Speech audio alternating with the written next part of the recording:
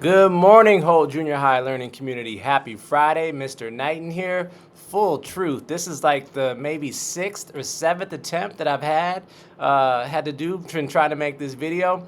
Takes a while sometimes to get to perfection, so here we go. This is take 7. Anyways, good morning. Happy Friday. I'm so happy to be here. Last week I was out. I was in Costa Rica with Michigan State University on a learning experience, which was absolutely phenomenal. But I was so glad to get back home, not only to my family, but also to this community here. I absolutely love Holt Junior High School and the Holt Public Schools, so it was really, really, really nice to get back into the building on Monday. So glad to be back. Let's jump right in.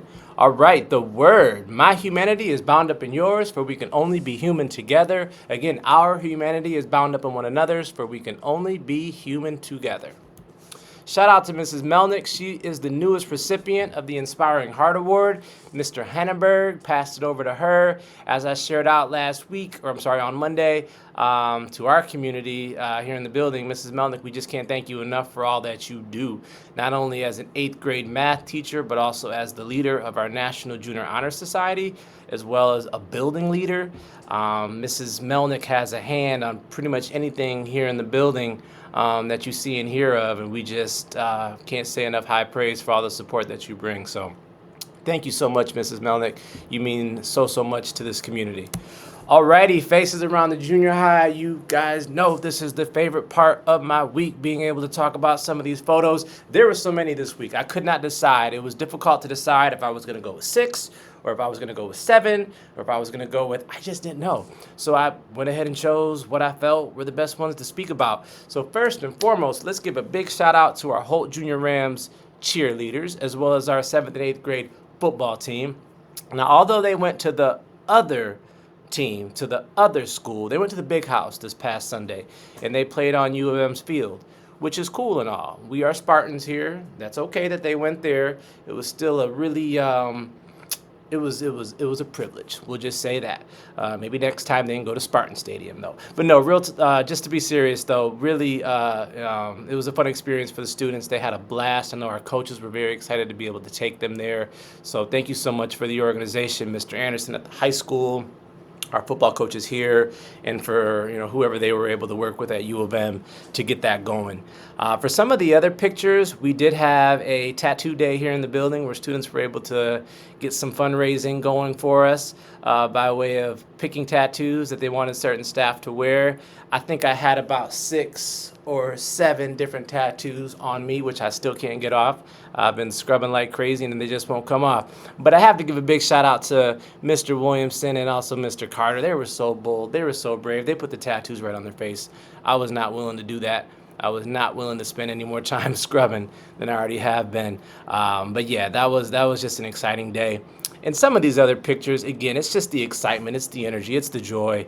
Your students make this place such a special place, and we just can't thank you enough for sending them to us, and we appreciate the energy that they bring. And lastly, shout out to Miss Troitsky. If you do not know Miss Troitsky, I would strongly encourage you to find a way to get in touch with Miss Troitsky. If you are ever feeling just a little bit down, Miss Troitsky will be that one to pick you right back up. She is just an amazing human being. All right, now next week we have pretty important update about our road. The intersection of Holt and Aurelius will be closed Monday through Friday. So think about the 7-Eleven and the gas station across the street, and there's a church, and there's a little plaza. That intersection will be closed. So it's going to be critical that you leave your house maybe 6 to 7 minutes earlier, because you're going to probably need to find an alternative route if you are commuting here, because the intersection will be closed. So please be mindful of that Monday through Friday of next week, and please share that news out to whomever you feel it necessary to share this information with. All right, I sent out an email a few days ago about our off and away policy. That's regarding our cell phones. Families, once your student comes into the building, at 7:20 is when we ask our students to turn their phone off and to put them away. That phone could be turned back on at the end of the day. Now, if your student needs to come down to the office to make a phone call, maybe send a text, that's fine. But as far as you reaching out to them during the day, please, we're asking for your support to not use to not contact them during the school day. And if you need to get a hold of them, call the office. But as far as texting and calling them, it's a huge distraction. They either try stepping out of the classroom and going into the hallway, or slipping into the bathroom, or doing it in the classroom. It's just a huge distraction, and it also takes away from their learning.